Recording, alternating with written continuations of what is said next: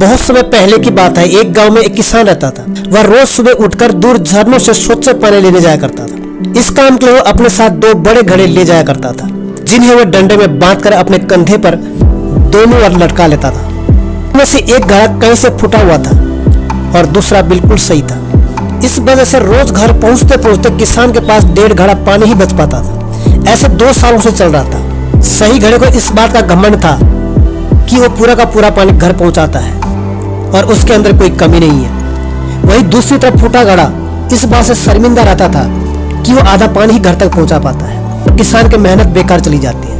और एक दिन उससे रहा नहीं गया। उसने किसान से कहा, मैं खुद पर शर्मिंदा हूं और आपसे क्षमा मांगना चाहता हूं। क्यों? किसान ने पूछा। तुम किस बात से शर्मिंदा हो?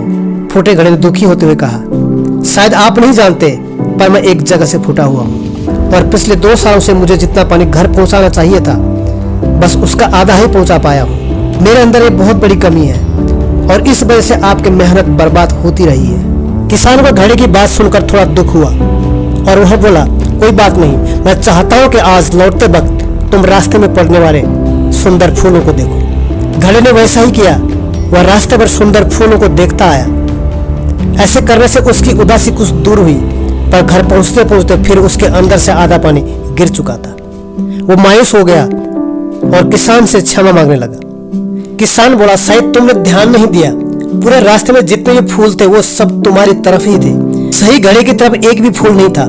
ऐसा इसलिए क्योंकि मैं हमेशा तुम्हारे अंदर की कमी को जानता था और मैंने उसका लाभ उठाया। मैंने तुम्हारे तरफ वाले रास्ते पर रंग बिरंगे फूल के बीज बो दिए थे।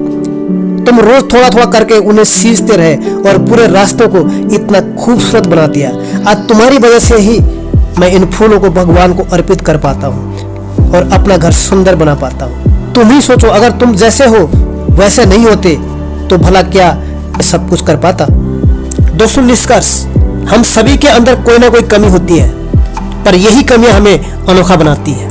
उस किसान की तरह हमें भी हर किसी को वो जैसा है वैसा ही स्वीकार करना चाहिए और उसकी अच्छाई की तरफ ध्यान देना चाहिए। और जब हम ऐसा करेंगे तब फूटा घड़ा भी अच्छे घड़े से मूल्यवान हो जाएगा।